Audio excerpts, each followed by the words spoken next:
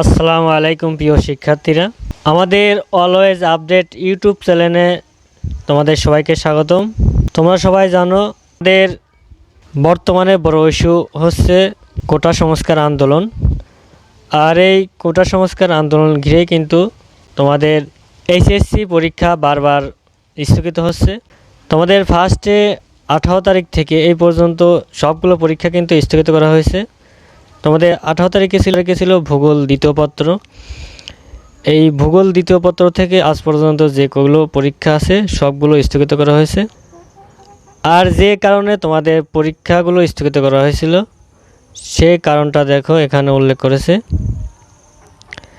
শিক্ষার্থীদের কোটা সংস্কার আন্দোলন ঘিরে অদ্ভুত পরিস্থিতিতে আগামী 1 আগস্ট পর্যন্ত সব শিক্ষা বোর্ডের এইচএসসি ও সমমানের আরও 4টি পরীক্ষা স্থগিত করা হয়েছে। 1 আগস্ট পর্যন্ত কিন্তু তোমাদের পরীক্ষা স্থগিত করা হয়েছে কোটা সংস্কার আন্দোলন ঘিরে। নতুন সিদ্ধান্ত অনুযায়ী 28 জুলাই থেকে 1 আগস্ট পর্যন্ত যেসব পরীক্ষা হওয়ার কথা ছিল তা হবে না। এ নিয়ে চলমান এইচএসসি পরীক্ষার 8টি পরীক্ষা স্থগিত করা হলো। এখানে দেখো এইচএসসি পরীক্ষার 8টি পরীক্ষা স্থগিত করা হয়েছে এবং আমরা নোটিশের শেষে কোন কোন সাবজেক্টের পরীক্ষাগুলো স্থগিত করা হয়েছে সেগুলো আমরা জেনে নেব। গতকাল বৃহস্পতিবার দুপুরে গণমাধ্যমকে এ তথ্য জানিয়েছেন আন্তঃশিক্ষা বোর্ড সমন্বয় কমিটির সভাপতি ও ঢাকা শিক্ষা বোর্ডের চেয়ারম্যান অধ্যাপক তপন কুমার সরকার।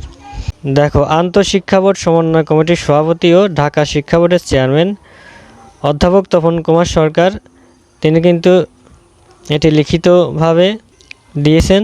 এখানে তোমাদের ডাউট করার কোনো কারণ নেই। তোমরা শিওর যে তোমাদের পরবর্তী পরীক্ষা আগস্টের 4 তারিখ থেকে শুরু হচ্ছে। আর এখানে আরও বলা হয়েছে স্থগিত হওয়া সব পরীক্ষা 11 আগস্টের পর হবে। তোমাদের 24 তারিখে শিক্ষা বোর্ড থেকে জানিয়ে দিয়েছিল যে তোমাদের রবিবার 28 জুলাই থেকে পরীক্ষা শুরু হবে, কিন্তু তার 3 দিন আগেই জানানো হলো, অর্থাৎ কালকে কিন্তু দুপুরে জানিয়ে দিয়েছে যে 1 আগস্ট পর্যন্ত পরীক্ষা স্থগিত করা হয়েছে।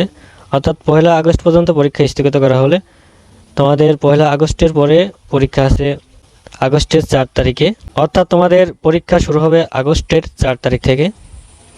গত সোমবার এক সংবাদ সম্মেলনে চলমান এইচএসসি পরীক্ষা শেষ করা সরকারের মূল অগ্রাধিকার বলে উল্লেখ করে শিক্ষামন্ত্রী মহিবুল হাসান চৌধুরী বলেছিলেন, আমাদের উচ্চ মাধ্যমিক পরীক্ষা চলমান, আমাদের এখন প্রথম যে অগ্রাধিকার সেটি হচ্ছে উচ্চ মাধ্যমিক পরীক্ষা।